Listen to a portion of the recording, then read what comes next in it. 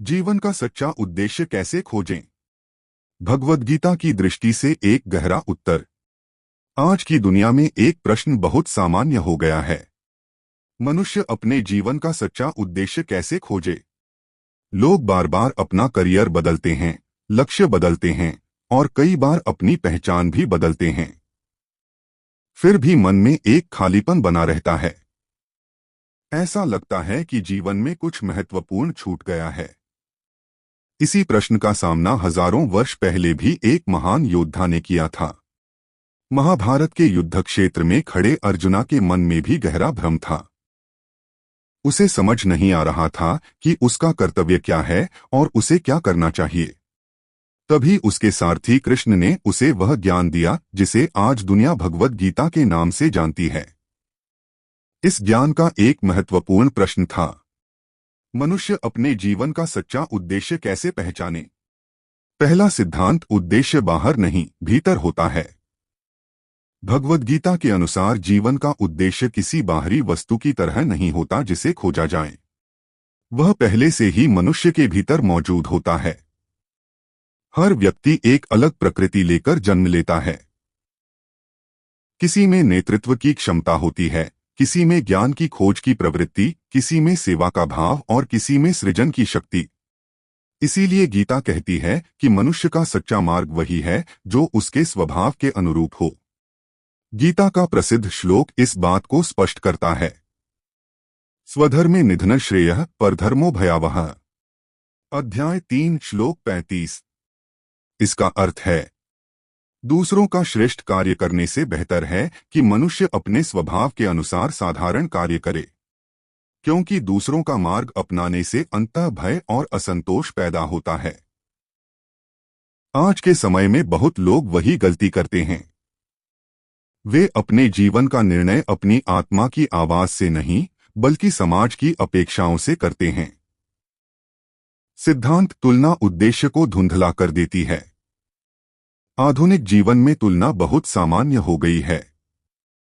लोग social media पर दूसरों की सफलता देखते हैं और सोचते हैं कि उन्हें भी वही बनना चाहिए।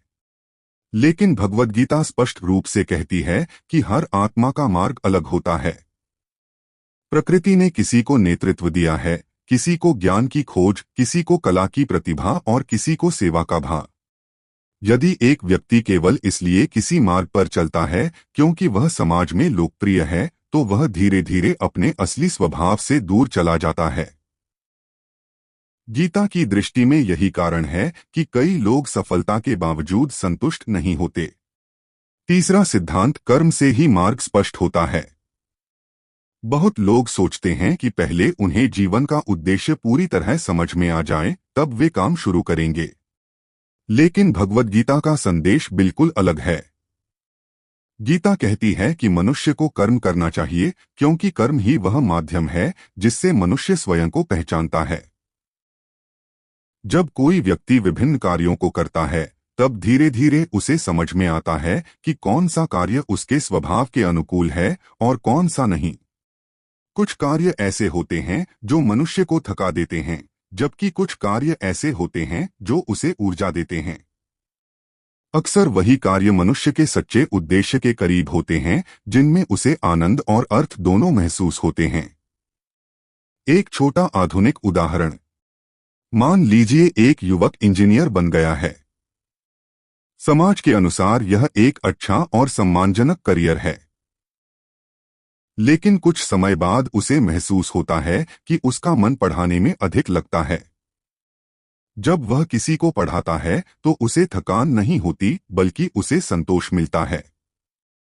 दूसरी ओर जब वह केवल मशीनों और फाइलों के बीच काम करता है तो उसे भीतर से खालीपन महसूस होता है। ऐसी स्थिति में यह संकेत हो सकता है कि उसका वास्तविक स्वभाव शिक्षा और मार्गदर्शन की दिशा में है। गीता की दृष्टि में यही वह प्रक्रिया है जिसके माध्यम से मनुष्य धीरे धीरे अपने स्वधर्म को पहचानता है। चौथा सिद्धांत, उद्देश्य केवल व्यक्तिगत नहीं होता। भगवद गीता यह भी बताती है कि जीवन का उद्देश्य केवल व्यक्तिगत सफलता नहीं है। मनुष्य का कर्म समाज से जुड़ा होता है। जब कोई व्यक्ति केवल अपने लाभ के लिए काम करता है, तो उसका जीवन सीमित रह जाता है। लेकिन जब वही व्यक्ति अपने कार्य को समाज की सेवा के रूप में देखता है तो उसका जीवन अधिक अर्थपूर्ण हो जाता है। इसीलिए गीता में निष्काम कर्म की शिक्षा दी गई है।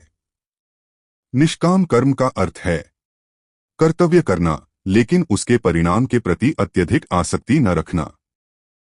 यह दृष्टिकोण मनुष्य को मानसिक शांति भी देता है और उसके कर्म को अधिक प्रभावशाली बनाता है। पांचवा सिद्धांत, मन की स्थिरता आवश्यक है। आज के समय में सबसे बड़ी चुनौती मन की अस्थिरता है।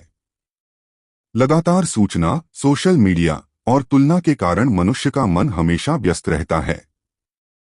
ऐसी स्थिति में अपने भीतर की आवाज सुनना कठिन हो जाता है।